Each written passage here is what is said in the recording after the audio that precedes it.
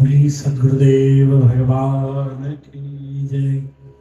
श्री कृष्ण कन्हैया लाल की जय। श्री रामचंद्र भगवान की जय।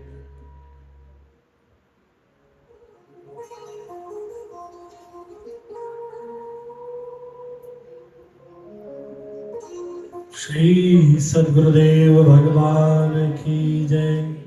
श्री भक्तमाल भगवान की जय। भक्त भगवान की जय। प्रथमे गुरु वंदना करा, फिर मनावा घड़ी। तृतीय सुमिरामा शारदा,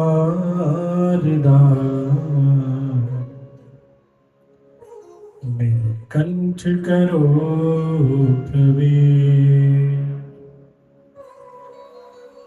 मेरे कांटो सभी करे।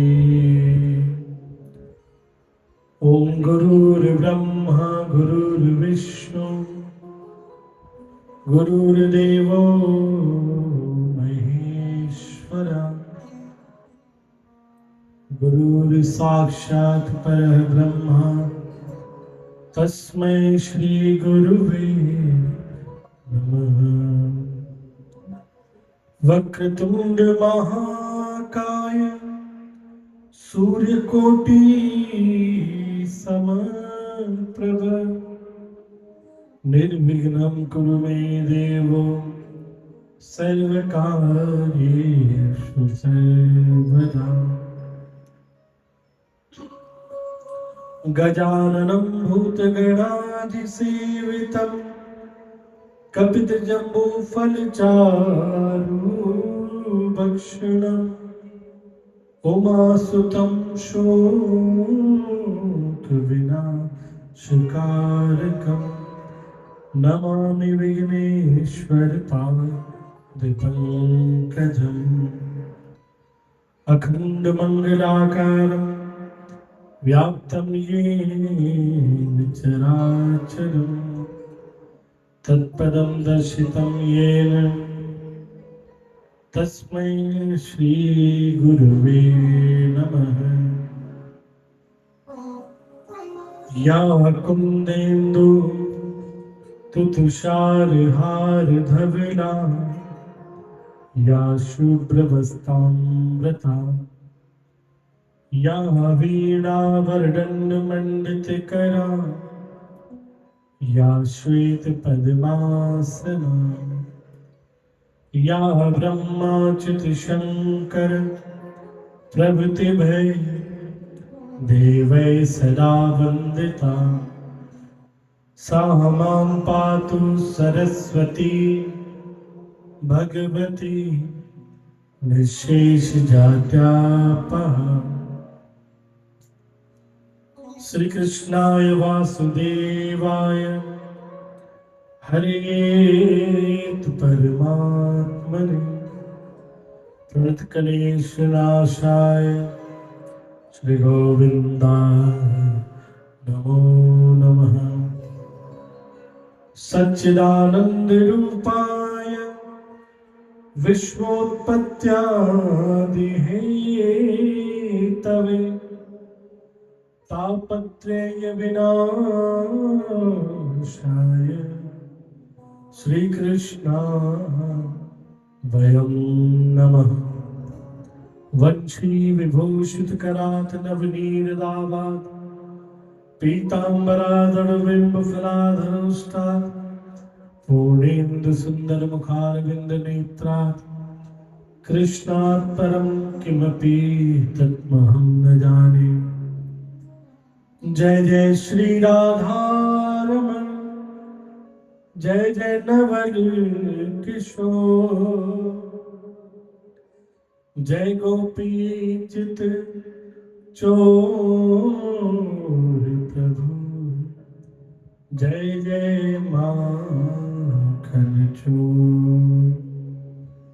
बंदो गुरुपद कंज कृपा सिंधु नर रूप हरि महामोहतम कुंज जास वचन रवि कर करे। भक्त भक्ति भगवंत गुरु चतुर नाम वपु एक, इनके पद बंदन किए नासत विघ्न अनेक। मंगल आदि विराम विचार रह वस्तु अनूप। हरिजन को जस गावते हरिजन मंगल रूप। संतन निर्णय कियो मत श्रुति पुराण इतिहास। भजबे को दोई सुधन के हरिदास। श्री अग्रदेव आज्ञा दई भक्तन को जस गाओ। भवसागर के तरन को नाहिन और पार। बार बार वंदन करो श्री नाभाई। काढ़ोगा भावैद को श्री भक्त मार रसवैन। श्री प्रियादास के पद कमल पुन बंदव बारंबार। कीन भक्त रस बोधनी टीका अति सुख सार। हरि जी राम विराजियो कथा रसिक हरिदास। तुम श्रोता भक्त मान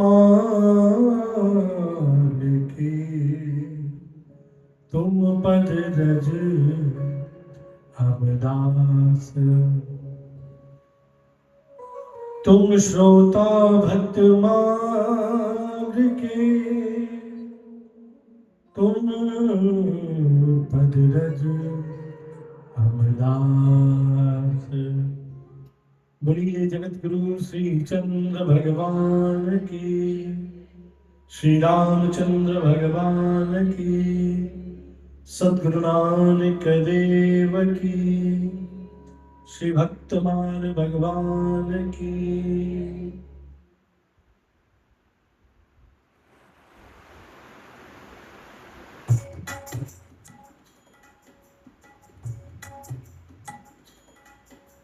श्री कृष्ण गोविंद हरे मुरारी।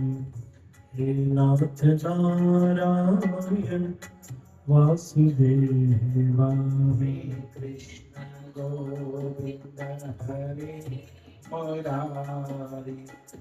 हे नाथ नारायण वासुदेवा। श्री कृष्ण गोविंद हरे मुरारी। हे नाथ नारायण वासुदेवा। श्री कृष्ण गोविंद हरे मुरारी। हे नाथ नारायण वासुदेवा।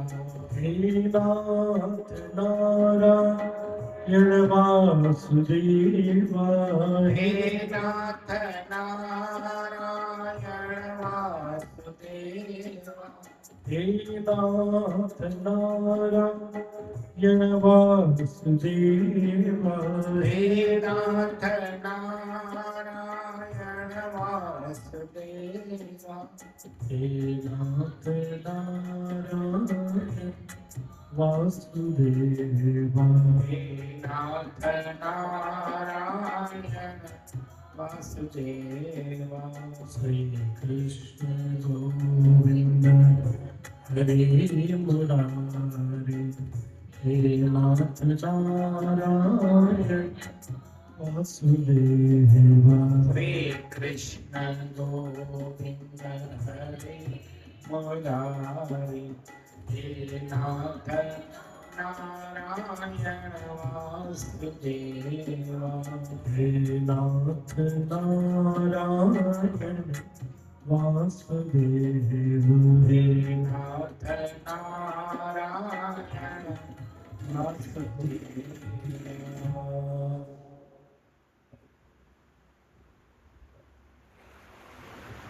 श्री श्री कृष्ण कन्हैया लाल की जय।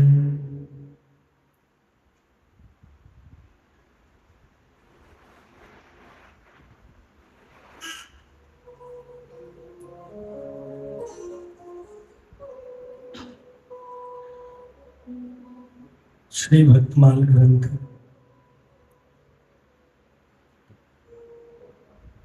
जिसे हमने पिछले वर्ष भी 40 दिन तक श्रवण किया,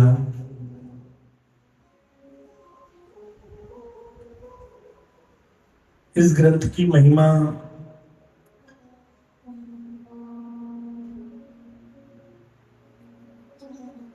कहना किसी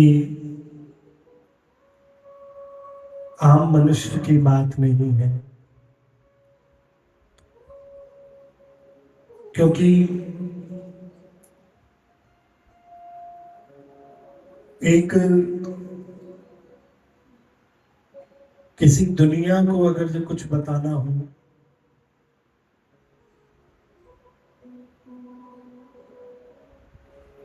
तो लाखों चीजें हैं इस दुनिया को प्रसन्न करने के लिए।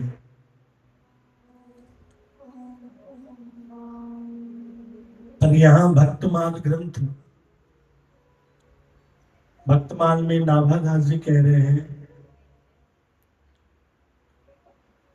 हरि जी आन विराजियो कथा रसिक हरिदास, तुम श्रोता भक्तमाल के, तुम पद रज हमदास। भक्तमाल के श्रोता स्वयं ठाकुर जी हैं।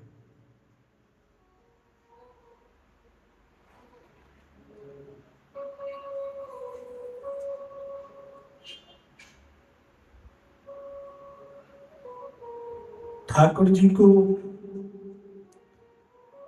भक्तों के जस संतों की कथा सुनना अति प्रिय है।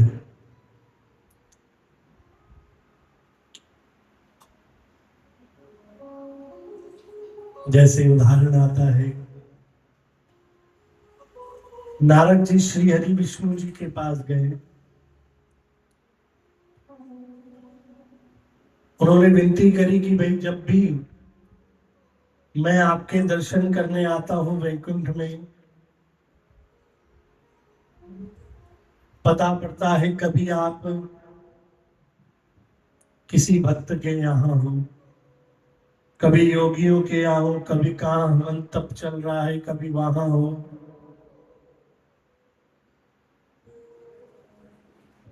मुझे यहां से वहां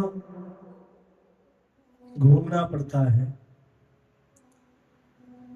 कोई आपका परमानेंट एड्रेस मुझे दे दो, जहां जाऊं और आप मिलो, मुझे और कहीं भटकना ना पड़े।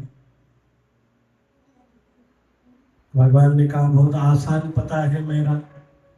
भगवान ने बताया, ना हम बसामि वैकुंठे योगिना हृदयेन च, मद्भक्ता यत्र गायन्ति तत्र तिष्ठामि नारद। हे नारद, ना हम बसामि वैकुंठे, मैं वैकुंठ में नहीं रहता हूं। योगी नाम हृदय न च, योगियों के हृदय में भी मैं नहीं रहता हूं। मद भक्ता यत्र गायन्ति, मेरे भक्त जहां बैठकर मेरा गुणानुवाद करते हैं, मेरे नाम की महिमा गाते हैं, मैं वहां बैठ जाता हूँ, वहां जाकर उन भक्तों का जस सुनता हूँ। बोलो जय श्री कृष्ण, बोलो राधे श्याम। अब ये बात तो हुई भगवान कहाँ वास करते हैं।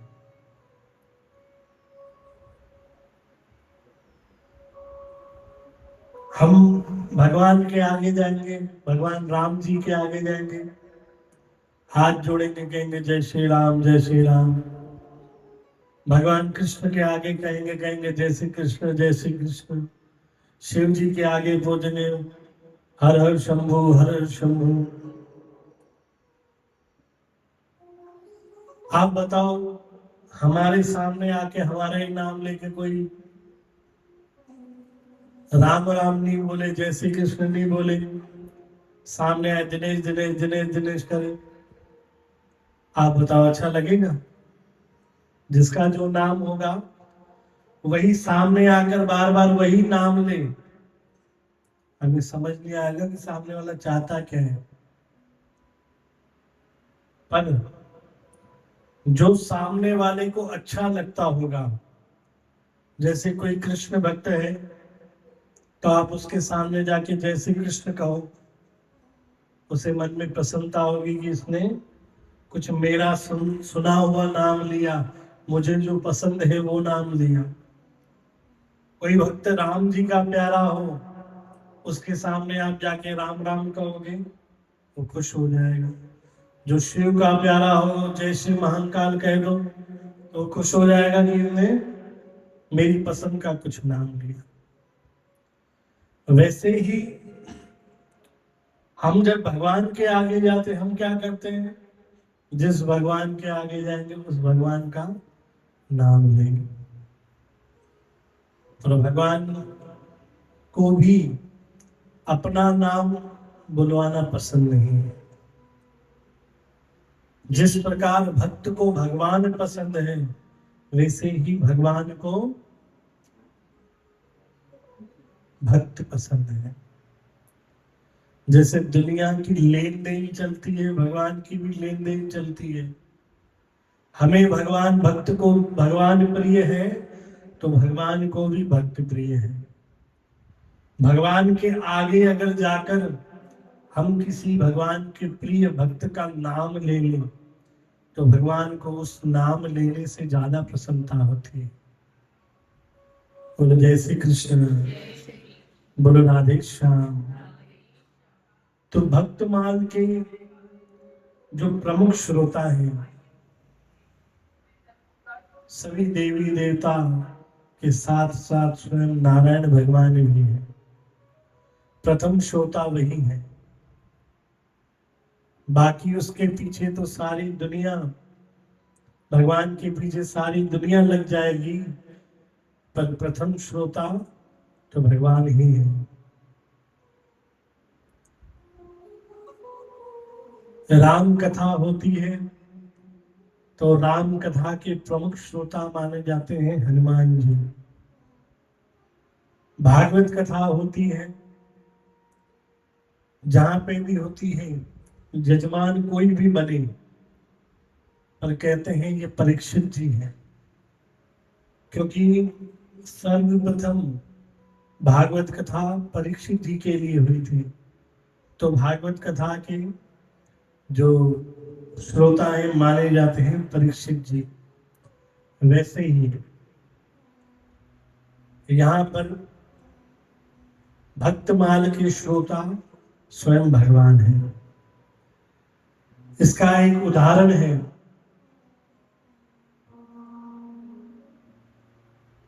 जयपुर में श्री गोविंद देव जी का मंदिर है, जो यहाँ पे प्रथम सबसे ऊपर ठाकुर जी हैं।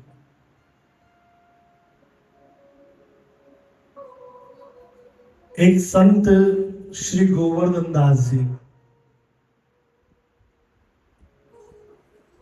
चौमासे का समय था, जो अभी कुछ दिन में चालू ही है।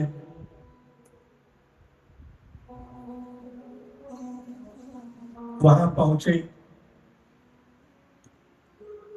मंदिर देखकर, ठाकुर जी की छवि देखकर मन में भाव हुआ कि हम ठाकुर जी को, श्री गोविंद देव जी को कथा सुनाए भक्तमाल की।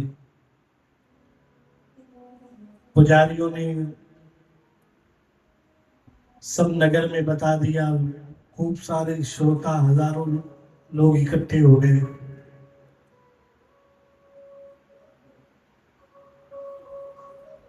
श्री गोवर्धन दास जी ने कथा प्रारंभ की और उस कथा की भी कोई सीमित तारीख या सीमित दिन या सीमित वक्त नहीं था।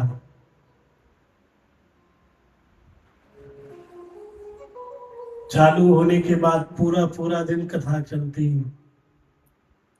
लगभग 15 दिन बीत गए। संत को याद आया कि मुझे जरूरी काम से कुछ वापस जाना है। सारे श्रोता रोकने लगे कि वह भक्तमाल में हमें बहुत आनंद आ रहा है, आप ये कथा चलने दो निरंतर। उन्होंने कहा, भाई मुझे कुछ काम है, वो निपटा कर मैं जल्द से जल्द वापस आने की कोशिश करूंगा। यहां संत जी वापस गए।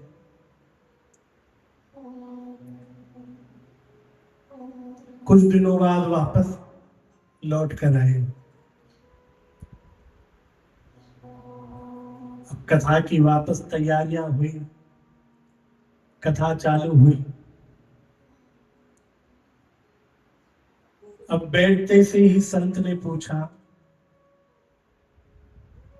कि 4-5 दिन पहले जहां कथा रखी थी, वो किस भक्त की कथा पे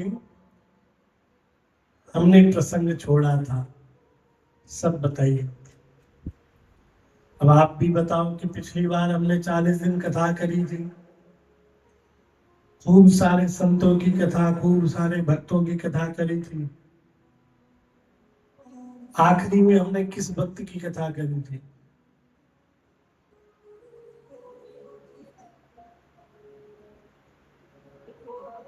भाई मेन श्रोता बताओ जी। नहीं, वामन जी की तो जन्माष्टमी के पहले करी थी।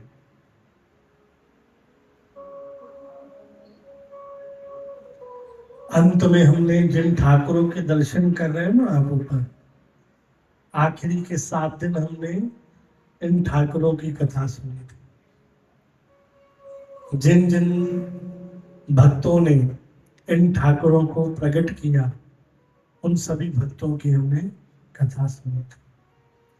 अब देखो यहाँ पे तो हम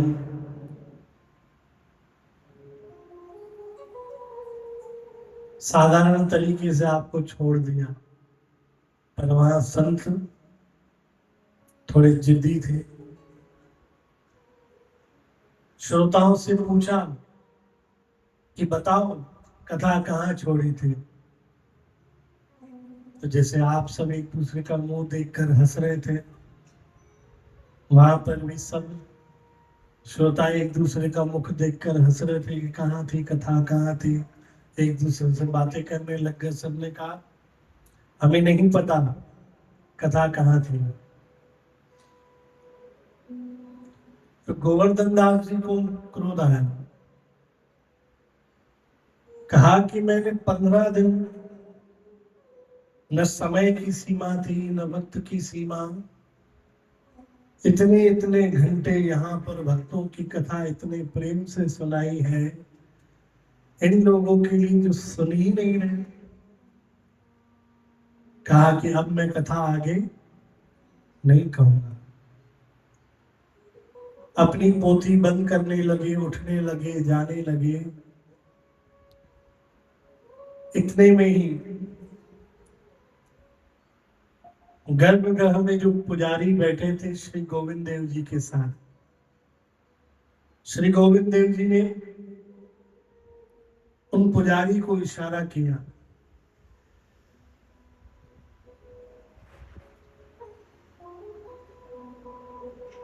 उस पुजारी को आभास किया कि इन पंडित जी से कहो कि रैदास जी की कथा चल रही थी। पंडित जी दौड़ते दौड़ते हुए, पुजारी दौड़ते दौड़ते हुए गए व्यासपीठ पर बैठे। जो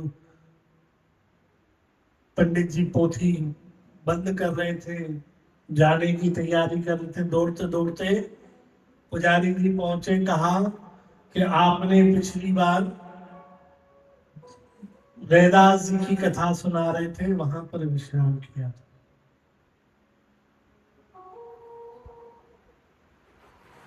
गोवर्धन दास जी ने पूछा, भाई हम इतनी देर से पूछ रहे थे तुम कहाँ थे और तुम कौन हो?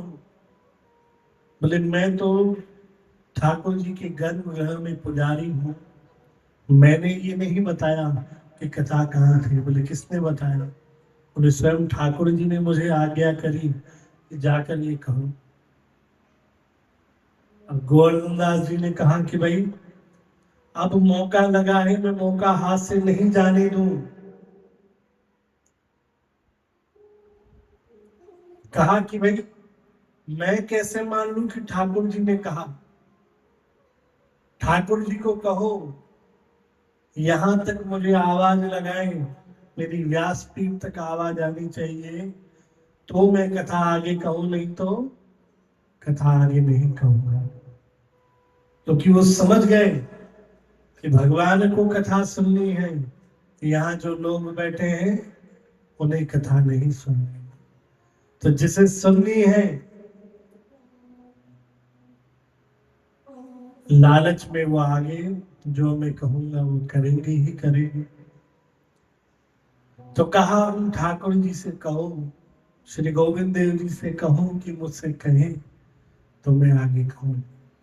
इतने में श्री गोविंद देव जी की आवाज व्यासपीठ तक आकर पहुंची कि श्री भक्त रहदास जी की कथा चल रही थी, आप आगे कहो। और इतिहास बताता है कि यह आवाज सिर्फ कथा कहने वाले संत ने नहीं, जितने श्रोता बैठे थे सबने, जयपुर में श्री गोविंद देव मंदिर में सबने सुनी। तो यह सिद्ध करता है कि भक्तमान कथा जो हम सुनने बैठे हैं, जो हम यहाँ आस्वादन करने बैठे हैं, ये कथा कोई आम नहीं है।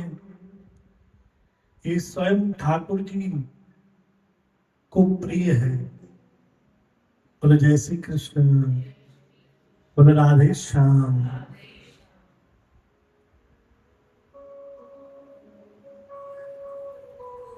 आज प्रथम दिवस है। प्रथम दिवस हम किसी से भी जाकर मिलते हैं तो सबसे पहले नमस्कार करते हैं, हालचाल पूछते हैं। जाते से ही सीधे बात नहीं करने लग जाते, कुछ अपना हाल बताते हैं, कुछ उनका हाल लेते हैं। तो प्रथम दिवस मंगलाचरण का दिवस है। तो मंगलाचरण का अर्थ ही यही है कि हम इस ग्रंथ की महिमा जाने, इस ग्रंथ में क्या ऐसा कारण है जो भगवान को अति प्रिय है। पहले नाम से समझे, भक्तमाल।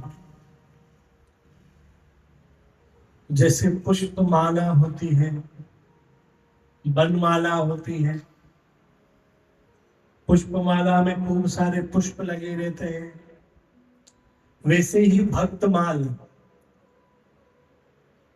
भक्तों की खूब सारी माला।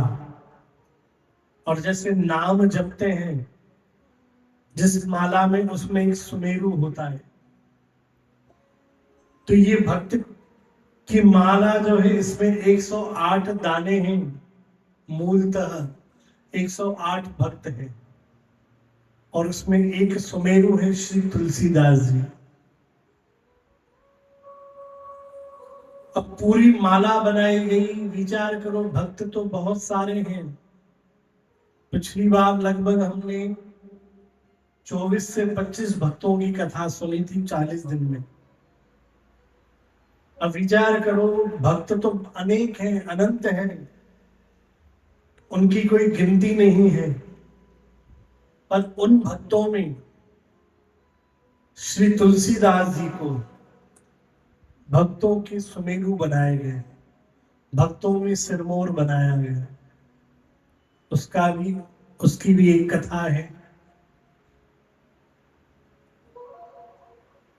नाभादास जी जिन्होंने भक्तमाल की रचना करी, आगे हम सुनेंगे कि कौन है नाभादास जी, क्यों उन्होंने भक्तमाल की रचना करी।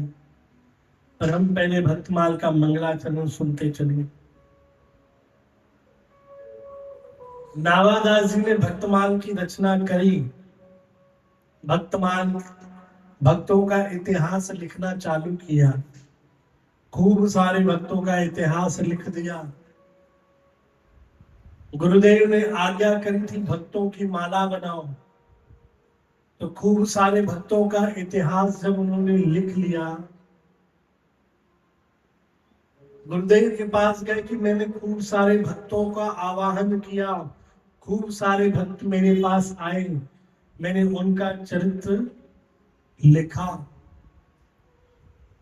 पर मुझे समझ में नहीं आ रहा है कि मैं इस भक्तमाल में सुमेरु किसको बनाऊं, सिरमौर भक्त किसको रखूं।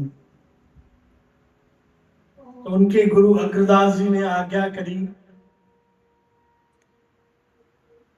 कि वृंदावन में एक भंडारा करो और सभी संतों को, विश्व के जितने भी संत हैं सबको बुलाओ, सभी भक्तों को बुलाओ। उस भंडारे में तुम एक सिंहासन रखो, तुम्हें उस भंडारे में खुद ही एक सुमेरु मिल जाएंगे, भक्तों के सिरमौर मिल जाएंगे। नाभादास जी ने पूरे भारत में, पूरे विश्व में न्योता भेजा, सभी संतों के पास, सभी भक्तों के पास न्योता पहुंचा। इधर श्री तुलसीदास जी के पास भी न्योता पहुंचा। और तुलसीदास जी की भक्ति थोड़ी विलक्षण थी। वो सदैव नाम जप में, सेवा में या भक्ति में लगे रहते थे। उन्होंने विचार किया कि अब वृंदावन से भंडारे का न्योता आया तो है, पर कौन जाए। मुझे न खाने की इच्छा है, ना कि कुछ भेंट लेने की इच्छा है। खाने और भेंट लेने के लिए मैं इतनी दूर जाऊं, इतने में तो मैं कुछ भक्ति करूं। उन्होंने जो पत्र आया वो एक तरफ कर दिया। कुछ दिन बीते, उन्हें आगरा से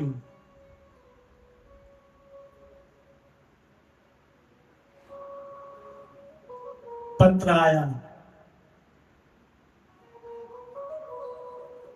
किसी जरूरी काम से उन्हें वहां जाना ही पड़ा।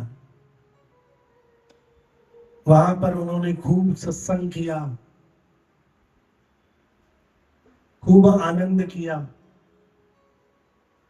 सत्संग समाप्त होने के बाद उन्होंने विचार किया कि अब थोड़ा समय बाकी है, काशी वापस चलना है।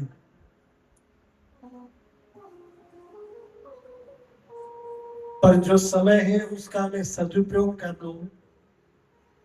आगरा के पास में ही मथुरा है, वृंदावन है, चलकर मैं ठाकुर जी के दर्शन कराऊं। और वो दिन वही था जिस दिन का न्योता श्री नाभादास जी ने भेजा था, जो उन्होंने पढ़ा भी नहीं, रख दिया था। पर देखो ठाकुर जी की लीला, उसी दिन वह तुलसीदास जी वृंदावन पहुंच गए, श्री राधा रमन जी का दर्शन किया, गोपेश्वर महादेव का दर्शन किया। दिन के समय विश्राम करने के लिए अपने स्थान पर गए, और जैसे ही आंख बंद करी, श्री गोपेश्वर भगवान शंकर प्रकट हो गए।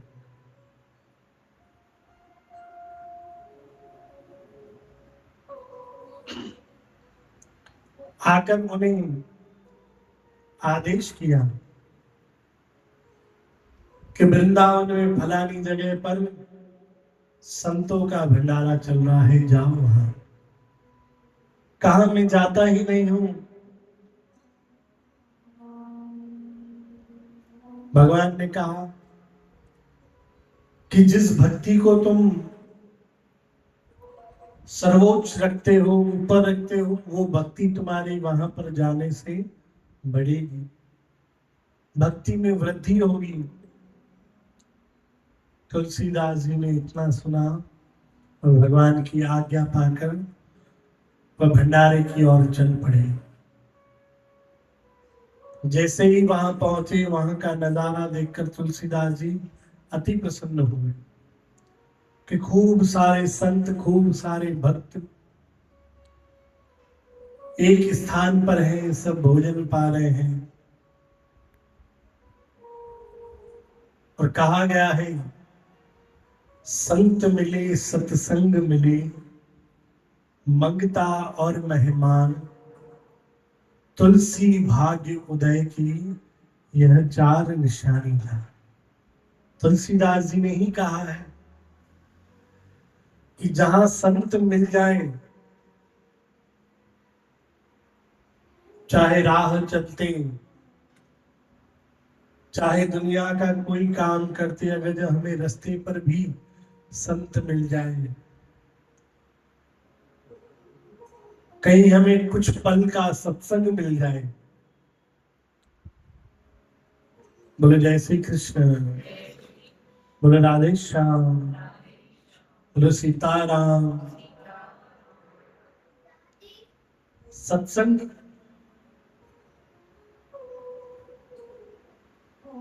आज कलयुग में कहे इतनी भयावह या भयंकर स्थिति में है जिसका वर्णन करना असंभव है। आज दो जने मिलकर किसी की बुराई भी कर रहे हैं तो कह रहे हम तो सत्संग कर रहे थे।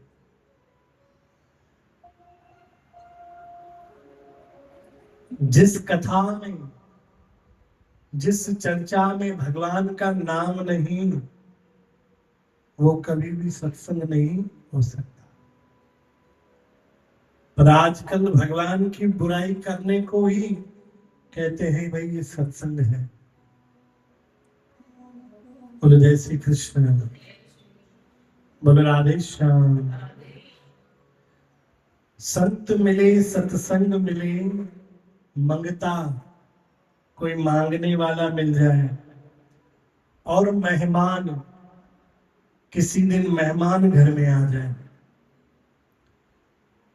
देखो एक समय था मेहमान को हम भगवान कहते थे, पर अब किसी के वहां मेहमान आता है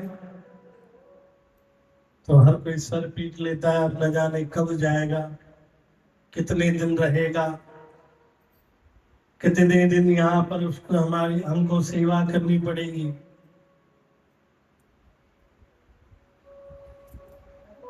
कलयुग का प्रभाव है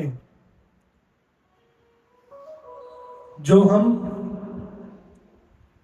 किसी मनुष्य को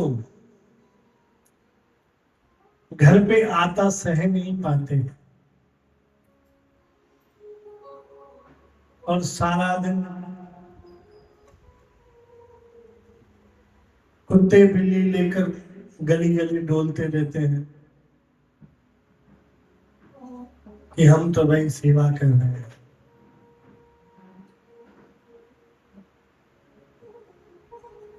घर में मेहमान को आना सहते नहीं है। कोई अनजान आ जाए तो उससे पानी नहीं पूछेंगे और सारा दिन कहीं हम कहेंगे जाकर कुत्ते को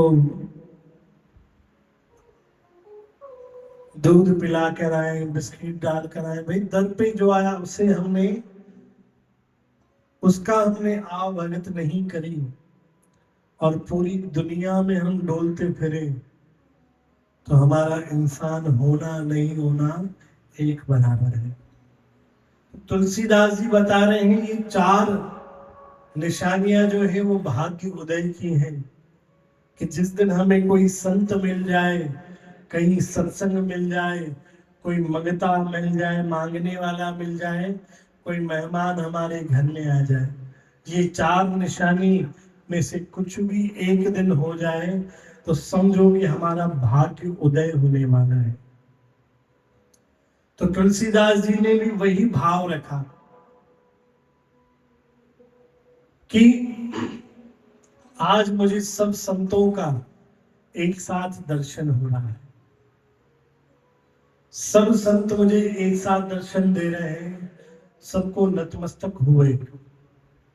और संतों के भंडारे का नियम होता है कि जब भंडारा चालू हो चुका है तो बीच में किसी को भी जाकर पैर छूने या माथा टेकने की आज्ञा नहीं रहती, जहां हो वहीं बैठ जाओ। तो तुलसीदास जी भी देखा कि सब संतों का भंडारा चल रहा है, दूर से नमस्कार किया। संतों की जहां चप्पल जूते उतरे हुए थे तुलसीदास जी वहीं बैठ गए, उन जूते चप्पलों वाली जगह पर।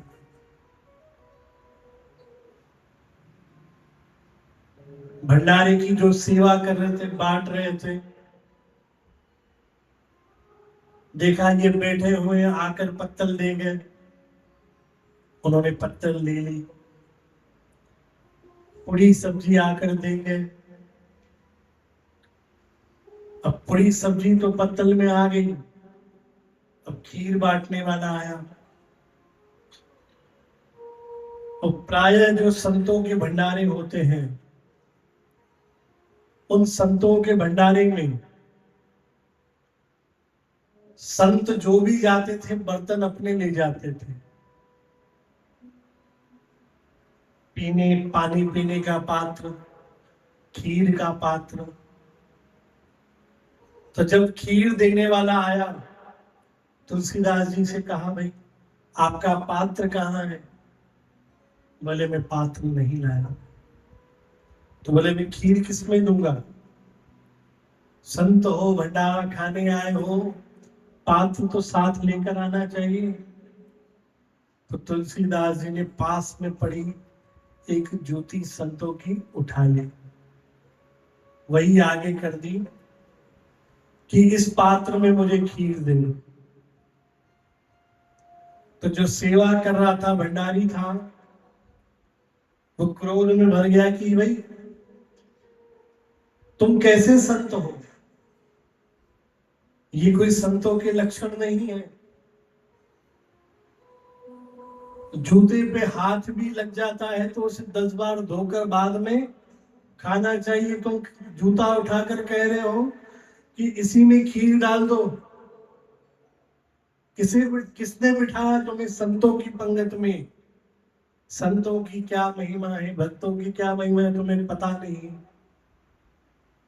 भंडारी इतना बोल ही रहा था, नाभादास जी ने देखा कि कुछ आवाज आ रही है, दौड़ते दौड़ते गए कि कहीं किसी संत का अपमान न हो जाए, कहीं किसी संत की शान में कुछ गलत ना हो जाए। दौड़ते दौड़ते पहुंचे, श्री तुलसीदास जी को देखा और नाभादास जी ने जब गुरुदेव की आज्ञा से भक्तमाल लिखना प्रारंभ किया था तो गुरुदेव से पूछा था कि इतने अनंत भक्त हैं, भगवानों को तो फिर भी गिना जा सकता है उंगलियों पर कि इतने भगवान हैं, पर भक्तों की तो कोई गिनती ही नहीं है। तो मैं इतने सारे भक्तों को कैसे जानूंगा, पहचानूंगा, एक एक के पास जाऊंगा, कैसे उन तक पहुंच पाऊंगा। तो अग्रदास जी ने कहा था, तुम जब एक आसन पर बैठकर 24 रूप के भगवान के 24 रूप को याद करोगे, उसके बाद एक एक कर कर भक्त तुम्हारे चित्त में आएंगे, तुम्हारे मन में आएंगे, तुम्हारे हृदय में आएंगे और खुद आकर तुम्हें अपना परिचय देंगे और तुम वह परिचय लिखते जाओ। तो तुलसीदास जी को देखकर नाभादास जी को एकदम ध्यान आ गया कि हाँ, ये तो तुलसीदास जी हैं, ये भी मेरे ध्यान में आए थे और आकर अपना चरित्र बता कर गए। पूछा क्या बात है। भंडारी ने पहले बताया कि भाई अपना पात्र लेकर नहीं आए और जूता उठाकर कह रहे इसी में खीर दे दो। तुलसीदास जी से पूछा इस सब का कारण। तुलसीदास जी ने कहा,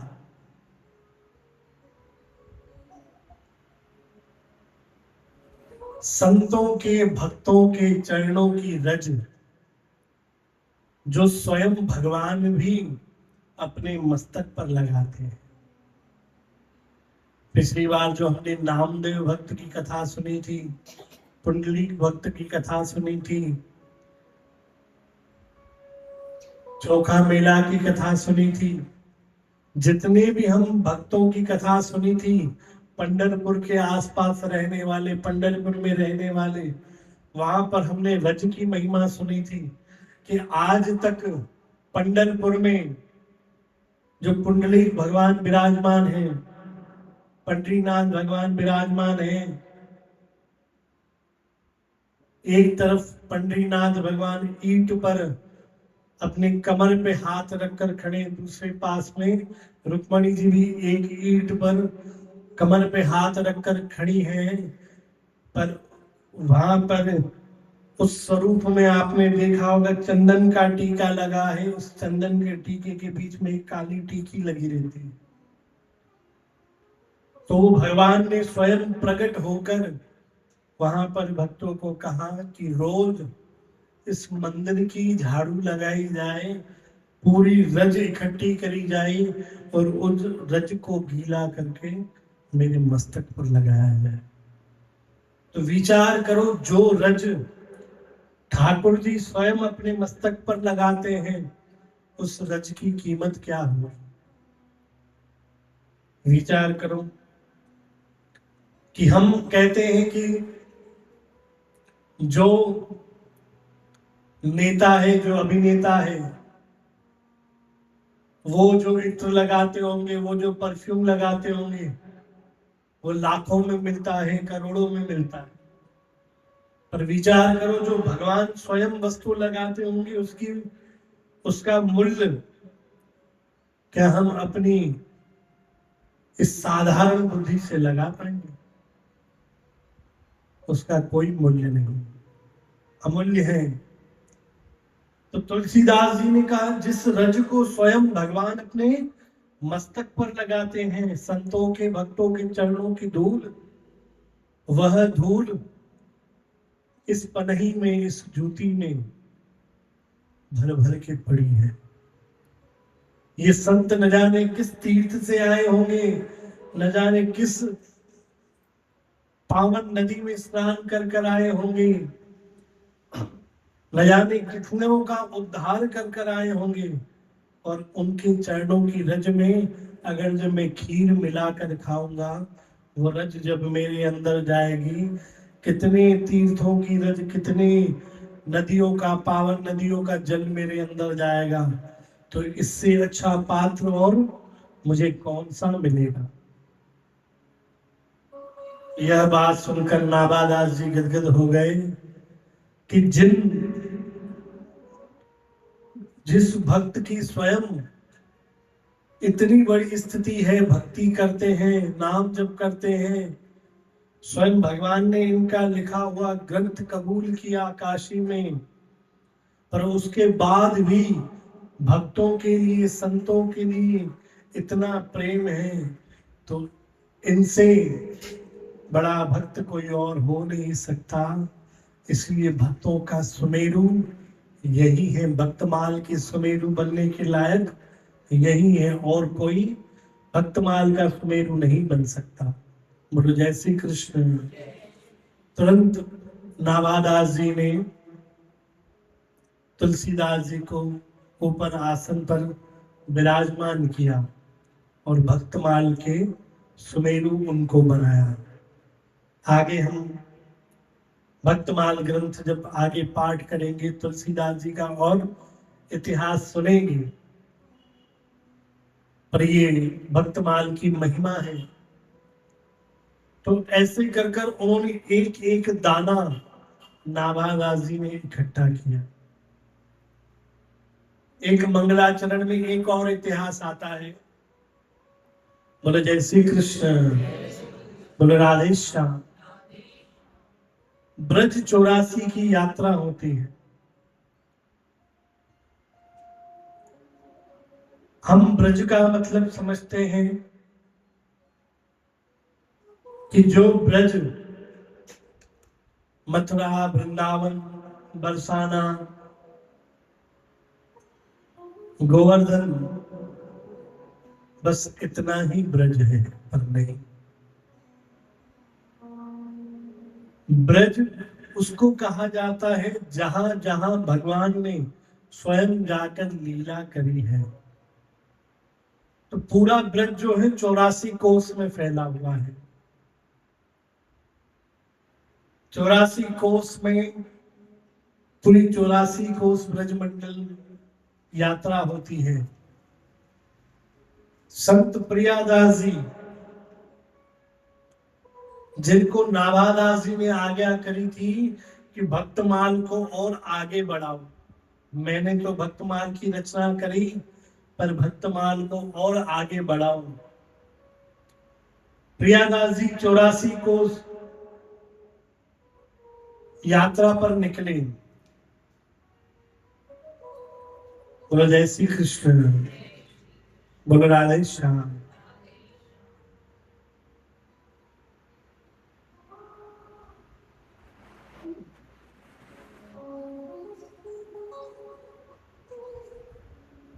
यात्रा करते करते एक जगह पर रुके। वहां एक भक्त लालदास की कुटिया थी। उस लालदास ने आज्ञा करी कि आप 84 कोस यात्रा पर निकले हैं, कुछ घड़ी यहां रुककर भक्तमाल की महिमा बताइए।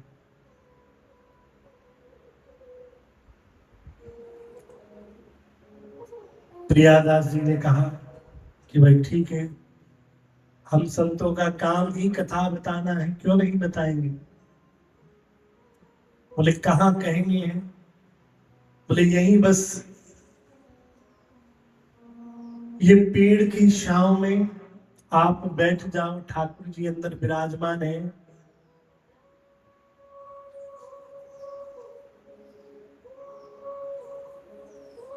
आप कथा कहो, ठाकुर जी सुनेंगे।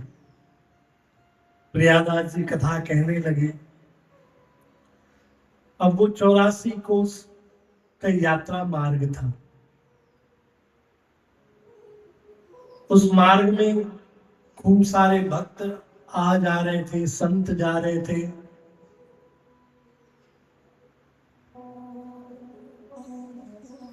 सब कहने लगी भाई ऐसे कथा कौन कहता है, न कोई मंडप है न कोई व्यवस्था, हर कोई चलते फिरते कथा सुन रहा है,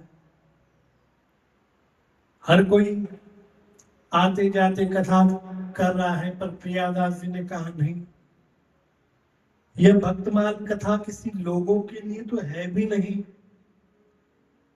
ये स्वयं ठाकुर जी के लिए है। और अंदर ठाकुर जी सुन रहे हैं, हमारे लिए वही बहुत है।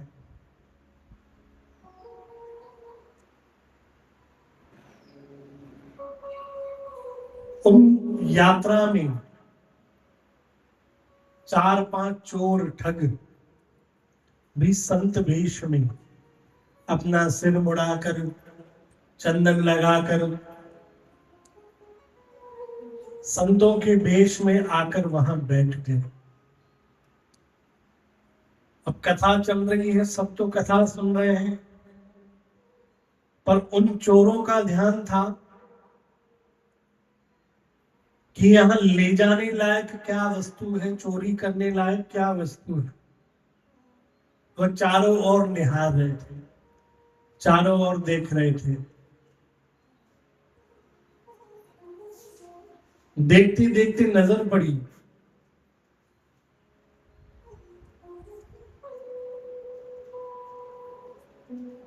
कि छोटी सी कुटिया है, इस कुटिया में ले जाने लायक तो कुछ भी नहीं।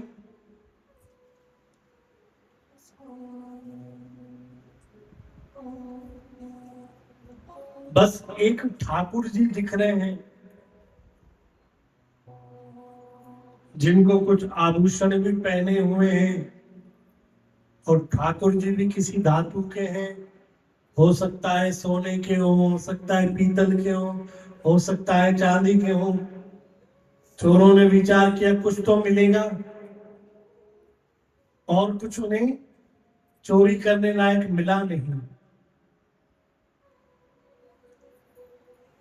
जब ये विचार किया, चोर मौका ढूंढने लगे। चलो,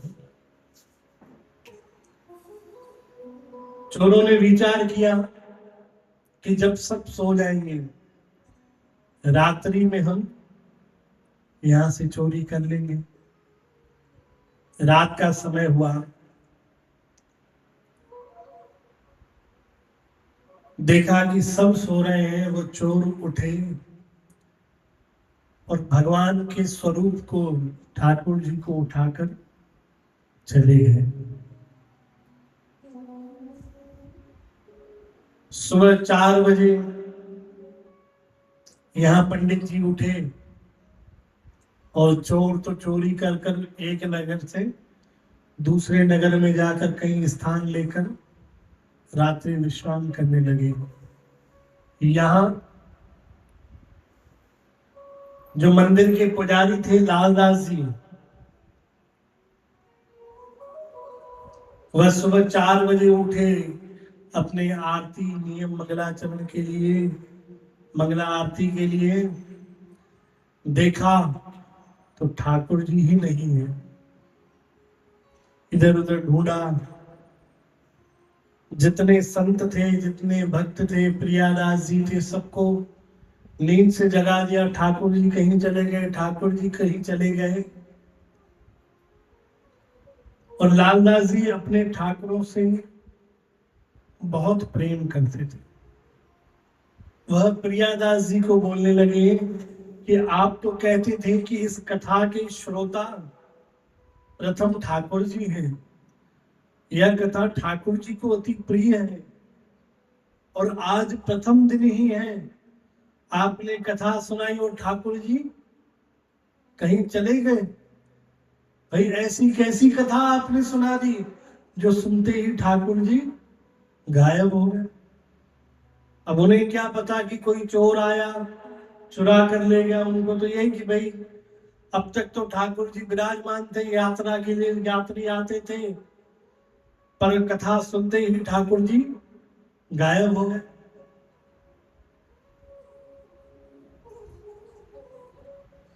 प्रियादास जी ने प्रार्थना की कि प्रभु, कथा की प्रथम श्रोता तो आप ही हैं, कहाँ गए ये आपकी लीला है। विनती है आपसे, जो कथा का समय है उस कथा के समय से पहले आप आकर यहाँ विराजमान हो जाना, तब मैं आगे जीवन में कथा कहूंगा, वरना आज के बाद में कभी ये भक्तमाल कथा नहीं कहूंगा, ना ही किसी को बताऊंगा कि कथा के प्रथम श्रोता भगवान है। आप समय पे आ गए तो ठीक। अब यहाँ जो चोर मंडली थी, मजे से सब सो रहे थे, अब वह तो ठाकुर जी की मूर्ति लेकर आए थे, उनमें कुछ उनका भाव तो था नहीं, और ठाकुर जी प्रकट हुए और उन चोरों को जगाया। कहा कि अभी के अभी उठकर मेरे को वहीं छोड़कर आओ जहां से मुझे उठाकर लाए थे, वरना तुम्हारे लिए अच्छा नहीं होगा। बोले आप कौन? बोले मैं वही ठाकुर हूं जिसे तुम चुरा कर लाए हो। कहा कि आपको वहां जाना क्यों है? भगवान ने कहा जाकर मुझे कथा सुनो। उन चोरों का मन भी परिवर्तित हुआ, उन चोरों के मन में भी भाव आया कि भाई कथा का इतना महत्व है, क्या कथा इतनी विशेष है जो कथा को सुनने के कारण स्वयं ठाकुर जी को आना पड़ा, हमें धमकाना पड़ा। चोरों का विवेक जागृत हुआ। वह चोर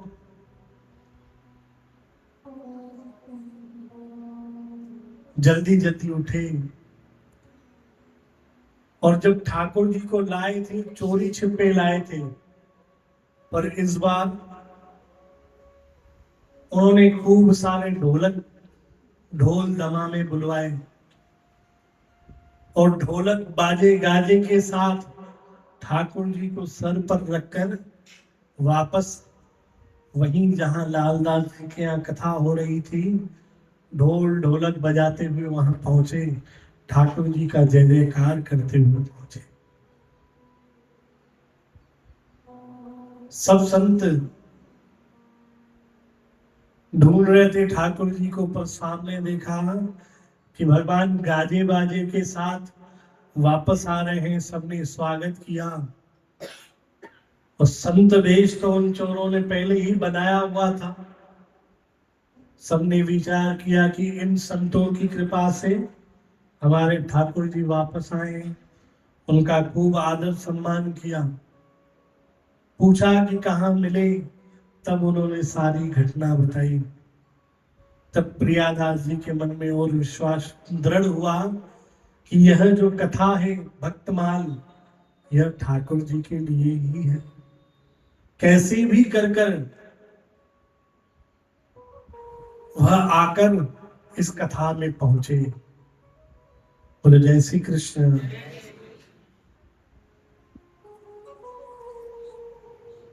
एक संत की भक्त की कथा और आती है, भक्त आनंददास। वह स्वयं भक्त नहीं थे, उनकी पत्नी परम भक्त थी, संतों की खूब सेवा करती, खूब भजन सुनती, खूब भजन गाती, खूब सत्संग सुनती। पर जो उनके पति थे आनंददास, उनकी संतों में और भक्तों में कोई रुचि नहीं थी, पर अपनी पत्नी से प्रेम था तो उसे कभी भी भक्ति करने से रोकते नहीं थे, उसे कहते थे तू जा पर मुझे मत बोला कर। कहा ठीक है। एक दिन अपने काम से वापस घर लौटे तो घर आकर नजारा क्या देख रहे हैं कि खूब सारे संत गा रहे हैं, कुछ भक्त नृत्य कर रहे हैं।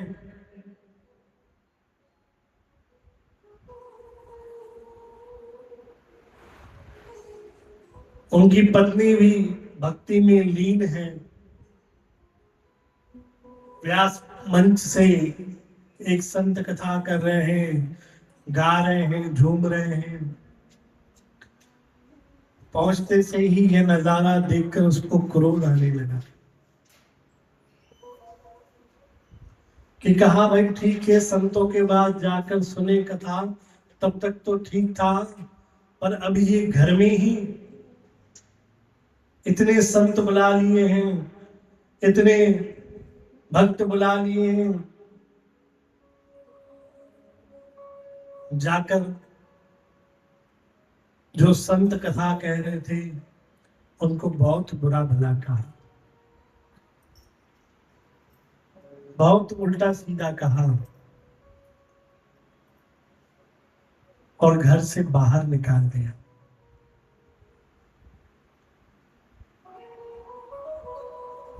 पत्नी ने कहा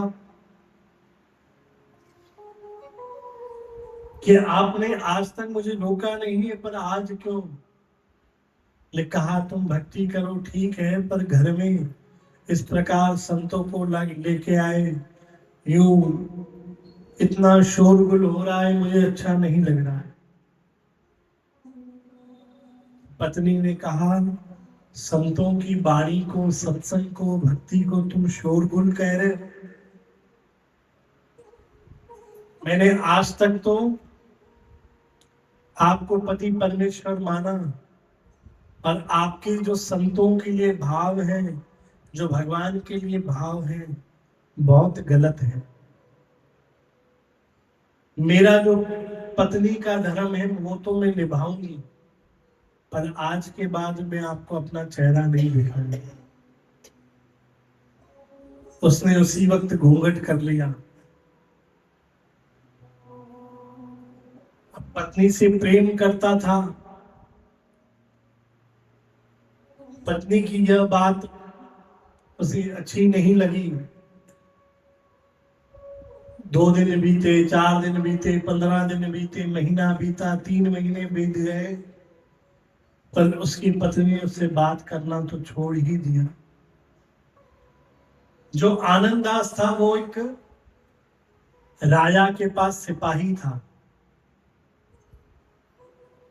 और साथ साथ उस राजा के वो चाचा भी लगता था।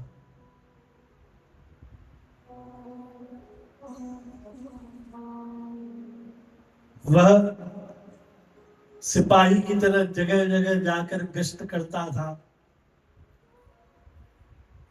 तो कहीं देखे संतों की बैठकर संत कोई कथा कर रहा है तो मन में क्रोध आता था कि इसी सत्संग के कारण मेरी बीवी मुझसे रूठ कर बैठ गई, इन्हीं संतों के कारण मेरी बीवी ने मुझे मुख दिखाना छोड़ दिया है।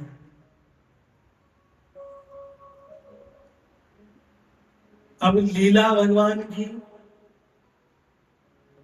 कि जहां से गुजरे उन्हें सत्संग दिखे। मन में विचार किया कि है क्या सत्संग में ऐसा जो लोग जगह जगह पर बैठकर सत्संग सुन रहे हैं, भक्ति सुन रहे हैं। एक बार मैं बैठकर देखूं। कुछ घड़ी वहां जाकर बैठे, उठकर चले गए। दूसरे दिन आए, बैठे, चले गए। तीसरे दिन आए, बैठे, चले गए।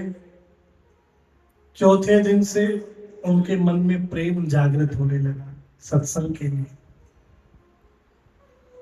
संतों के लिए प्रेम जागृत होने लगा। और ये भगवान की महिमा ही है कि जिस व्यक्ति को अपना भक्त बनाना होता है, जिसके ऊपर कृपा करनी होती है, जिसे अपनी शरण में लाना होता है, उस भक्त को पहले भगवान किसी संत के पास भेजते हैं, किसी संत की कथा में भेजते हैं, किसी संत के पास सत्संग में भेजते हैं। फिर उस सत्संग से धीरे धीरे उसका मन परिवर्तित होता है। जैसे हम कहें किसी मटके को भरना हो तो कैसे भरेंगे? सब कहेंगे भाई मटके में पानी डाल दो, भर जाएगा। और कहें जिस मटके में पूरे मटके में छेद छेद हो, उस मटके को भरना हो तो कैसे भरेंगे जी? भाई एक मटका सही है, उसमें पानी भरना हो तो आसान है, उसमें पानी डालो, भर के रख लो, जितने दिन रख लो उसमें पानी रहेगा। पर जिस मटके में पूरे छेद छेद छेद छेद छेद पूरा मटका छेद है, उस मटके को पानी से भरना हो तो कैसे भरेंगे जी? छेदों को बंद करना पड़ेगा। कितने बंद करेंगे?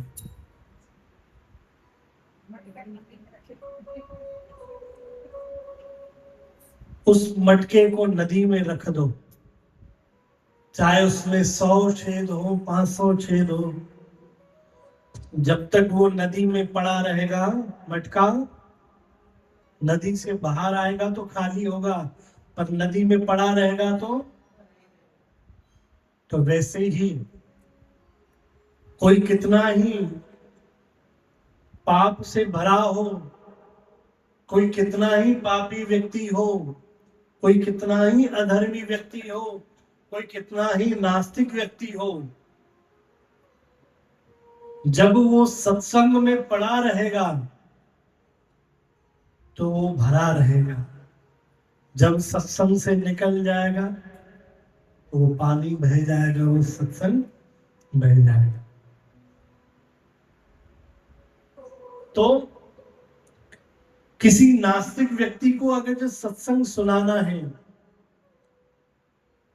तो उसे सत्संग में ही छोड़ना पड़ेगा, तभी वो सत्संग ग्रहण कर पाएगा। बोलो जय श्री कृष्ण, बोलो राधे श्याम। ये कथा कौन सी सुना रहे थे हम जी? सब मटके में निकल गया क्या पानी? नहीं,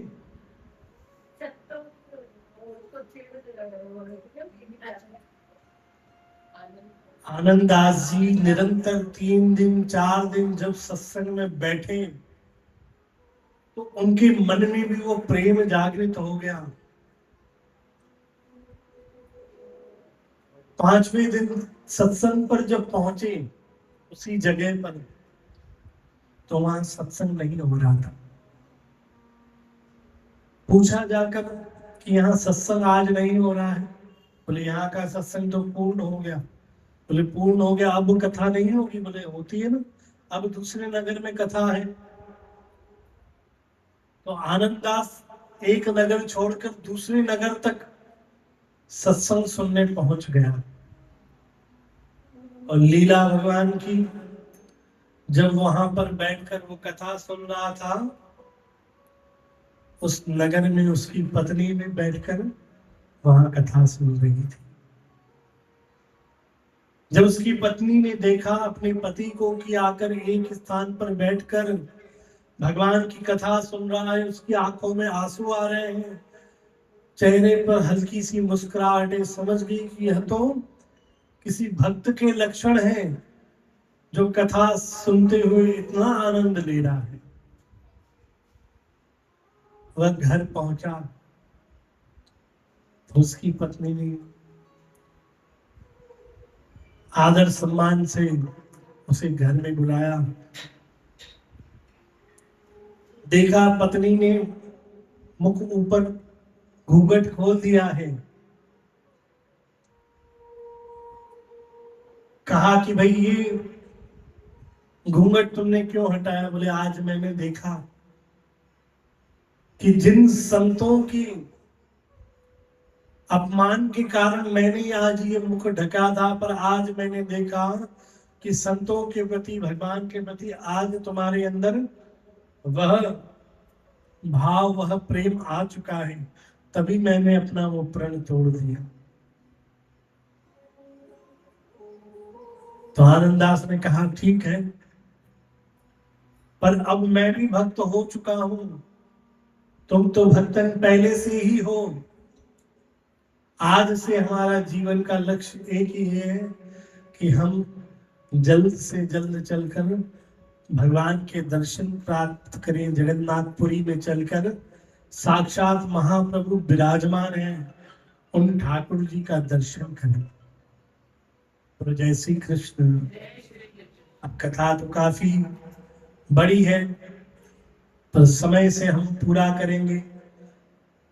भक्तमाल कथा का समय 5:30 से 5:45 तक आरतियां होगी। 5:45 बजे मूल भक्तमाल का पाठ प्रारंभ होगा और 6 बजे कथा प्रारंभ होगी 7:15 तक।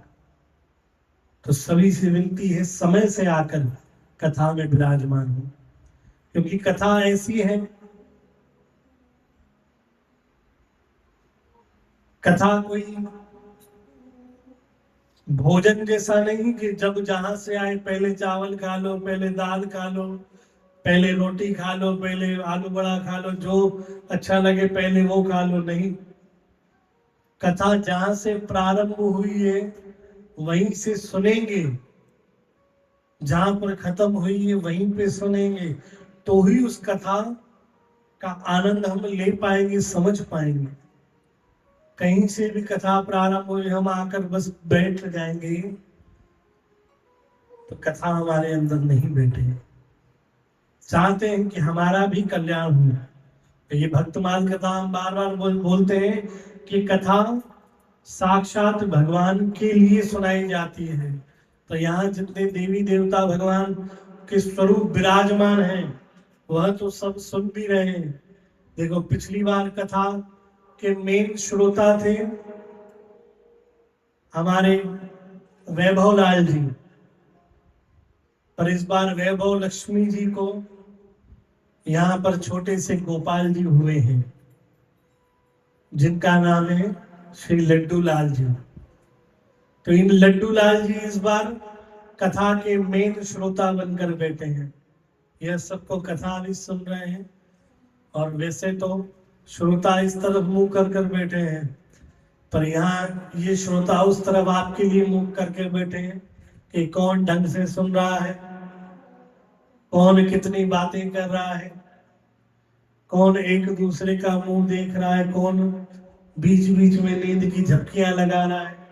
सबको भगवान देख रहे हैं। बोलो जय श्री कृष्ण, बोलो राधे श्याम।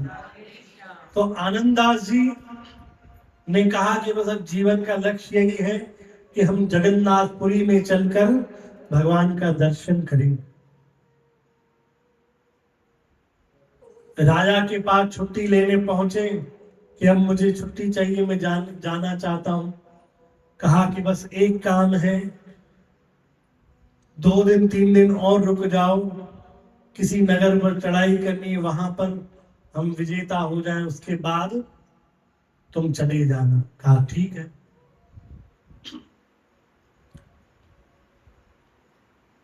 उस नगर में राजा ने चढ़ाई करी, खूब लड़ाई हुई, विजेता हुए, खूब सारा माल सामान इकट्ठा करके नगर में लाने लगे। उस आनंददास की एक नजर गई एक मणि पर। वो मणि पे नजर जाते से ही कहा कि ये मणि तो सिर्फ ठाकुर जी के लिए हो सकती है, किसी राजा के लिए नहीं। विचार किया कि ये मणि मैं ठाकुर जी को श्री जगन्नाथ जी को अर्पित करूंगा। उठाकर अपनी पगड़ी में छुपा दी। किसी सैनिक ने देखा, राजा के पास जाकर शिकायत कर दी। अब जो वो जो आनंददास था, वो राजा का रिश्ते में चाचा लगता था। तो सीधे सीधे कह नहीं सकता था, पर अगर जो चोरी की सजा नहीं दे तो दूसरे सैनिक भी चोरी करने लगते। उनके मन से भी भय चला जाता, भय बना रहे। इसलिए लालदास को अपने घर भोजन पर बुलाया और भोजन करने के लिए आग्रह किया और भोजन बनाने वाले को आदेश किया कि इसमें जहर डाल दो। अब वो भोजन खाने के लिए बैठे।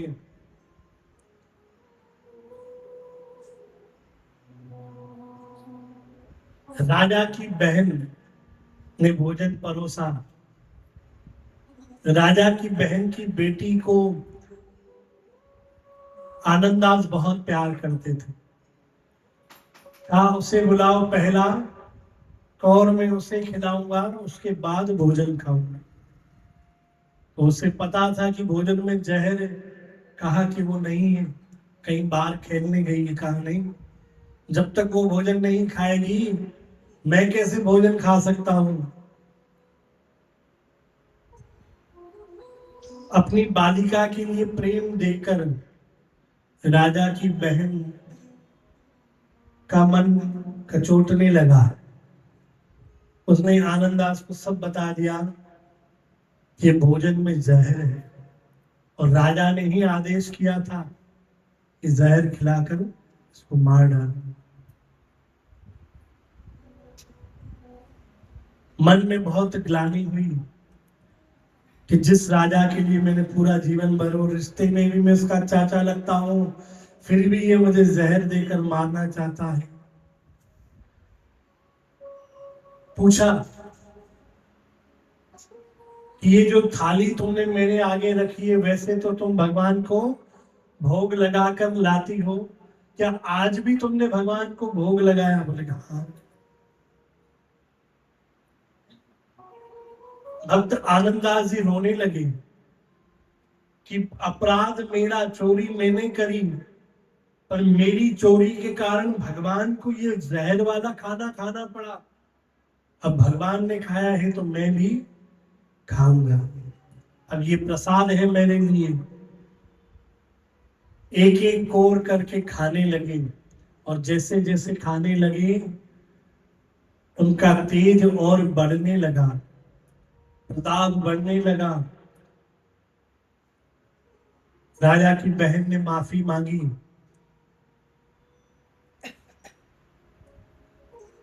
कहा कि मुझसे ये अपराध जाने अनजाने हुआ है। अब आनंददास ने कहा कि भाई इल्जाम तो लग चुका है, सजा में लूंगा राजा से, पर पहले जाकर ये मणि में ठाकुर जी को अर्पित करके आऊं, श्री जगन्नाथ जी को अर्पित करके आऊं। कहा ठीक है। और जाने लगे। राजा ने सिपाही पीछे लगा दिए, भागने लगे, पर सिपाहियों ने आकर पकड़ लिया, हाथ पांव में बेड़ी बांध दी। सिपाहियों से आग्रह करने लगे मुझे बस ठाकुर जी को अर्पित करके आने दो, फिर भले मुझे मौत की सजा दो। पर सिपाही नहीं माने। कहा ठीक है, आखिरी इच्छा तो पूरी करो, पास में नदी है, मैं इस नदी में सिर्फ डुबकी लगाना चाहता हूं। कहा ठीक है। पहुंचे डुबकी लगाने। डुबकी लगाई और डुबकी लगाकर भगवान श्री जगन्नाथ जी को अरदास करी कि आकर ये मणि मैं तो आकर आपको नहीं दे सकता, पर आप तो जगन्नाथ हो, आप हर जगह मौजूद हो, आप आकर मुझसे ये खुद मणि यहां से ले लो। और यह बोल के उन्होंने डुबकी लगाई और नदी में वो मणि छोड़ दी। जैसे ही मणि छोड़ी भगवान ने कबूल कर ली और सैनिकों ने बाहर निकाला, देखा अब इसके हाथ में पगड़ी में वो मणि नहीं है। कहने लगे कहाँ करी? बोले नहीं, मैंने तो नदी में डाल दी, अब भगवान ने कबूल कर ली। राजा भी वहां पर पहुंचा, सारे सिपाहियों ने पूरी नदी खंगाल मारी, पूरी रेत खोद दी, पर वो मणि नहीं मिली। आनंददास जी ने कहा कि भाई वो मणि तो पहुंच गई भगवान के पास। राजा ने कहा ठीक है, तुम्हें इतना विश्वास है तो चलो, तुम्हें मैं खुद लेकर चलता हूँ। राजा जगन्नाथपुरी पहुंचे, आनंददास को लेकर कहा अगर ये मणि ठाकुर जी के पास होगी तो तुम्हें मैं क्षमा कर दूंगा, अगर नहीं हुई तो ठाकुर जी के सामने ही तुम्हारा सर धड़ से अलग करूंगा। आनंददास ने कहा भगवान के सामने मृत्यु हो, इससे बड़ा फल और क्या मिली मुझे भक्ति का। लेकर गए, जैसे ही भगवान के सामने खड़े हुए, भगवान के गले में एक माला के साथ वह मणि बंधी हुई थी।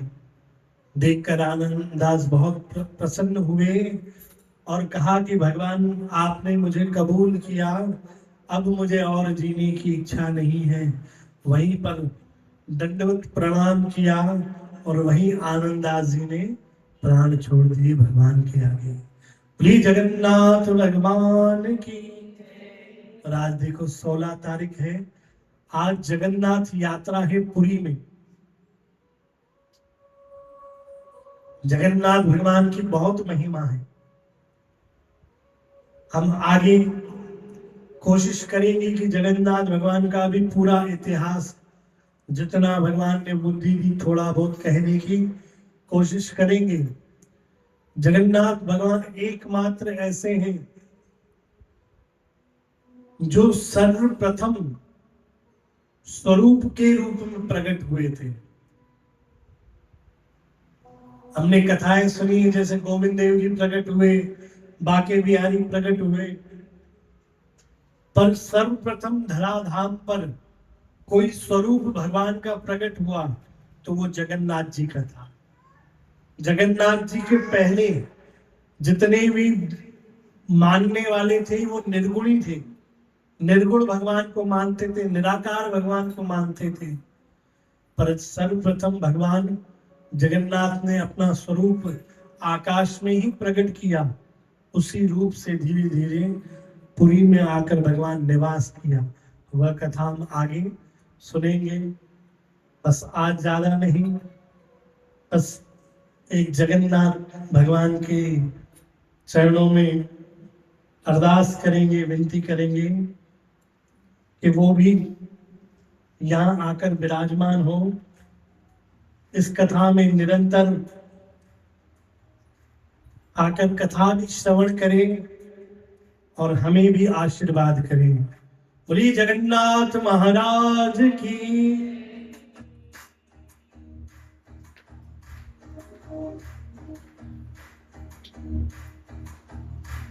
हो जगन्नाथ, हो जगन्नाथ, हो चकाने, हो चकाने। देखो आज पूरा विश्व जगन्नाथ यात्रा में लगा हुआ है। जहां तहां उस जगन्नाथ की महिमा चल रही है। पुरी में भी भगवान करोड़ों भक्तों के साथ रथ पर विराजमान हुए हैं और अपनी मैया गुंडीचा के पास पहुंच रहे हैं। और यहाँ भी जगह जगह पर यात्रा निकल रही है, पर हम सब वहां पहुंच नहीं पाए हैं। तो कोई बात नहीं है, हम सब यहीं से उस यात्रा में चले और यहीं से भगवान के चरणों को नतमस्तक होए। उस सब प्रेम से बैठे बैठे प्रार्थना नहीं होगी। जगन्नाथपुरी में वहां पर भक्त थोड़े थोड़े में ही हरि हरि बोल कहकर नाचने लगते हैं। और यहाँ तो हम आनंद ले रहे हैं। सभी आखिरी में सिर्फ 2 मिनट उठकर हम जगन्नाथ महाराज को याद करें और वो कहें ओ जगन्नाथ, ओ जगन्नाथ, ओ चक्का है, ओ चक्का है, नीलाचल वाले तू न संभाले तो हमें कौन संभाले, ओ तू न संभाले, ओ तू न संभाले तो हमें कौन संभाले, ओ तू न संभाले। ओ जगन्नाथ, ओ चक्का है, ओ जगन्नाथ, ओ चक्का है, नीलाचल वाले तू न संभाले तो हमें कौन संभाले,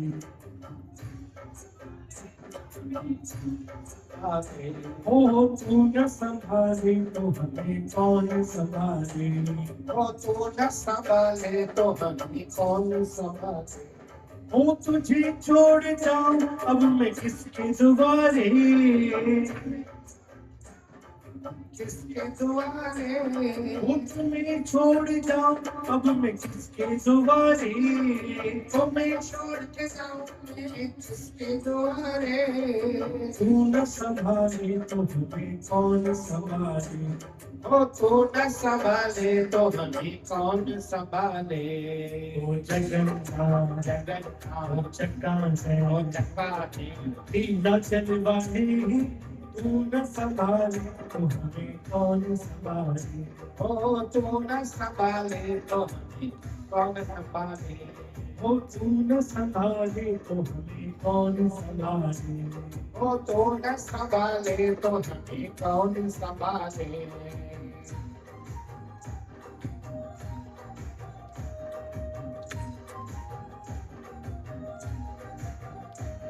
ओ जगन्नाथ स्वामी मेरे नैनों के तारे,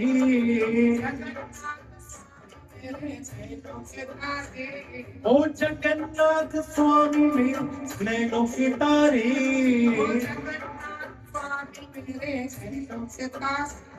ओ मेरे सारे काज प्रभु आप सवारे, आप संभाले। ओ जगन्नाथ, ओ चक्का है, ओ चक्काने, नीलाचल वाले तू न संभाले तो हमें कौन संभाले, ओ तू न संभाले तो हमें कौन संभाले। ओ तू न संभाले तो हमें कौन संभाले, ओ तू न संभाले तो हमें कौन संभाले।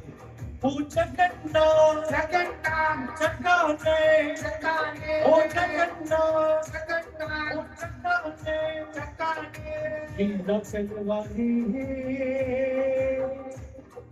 तू न संभाले तो हमें कौन संभाले, ओ तू न संभाले तो हमें कौन संभाले। ओ तू न संभाले तो हमें कौन संभाले, ओ तू न संभाले तो हमें कौन संभाले। श्री जगन्नाथ स्वामी की, आज के आनंद की कथा भी हमने आखिरी में आनंद दास की सुनी, ऐसे ही कथा में रोज आनंद आएगा, रोज हम कथा में सुनेंगे, पर सबसे यही विनती कि समय से आकर कथा में पधारें। बोली कृष्ण कन्हैया लाल की।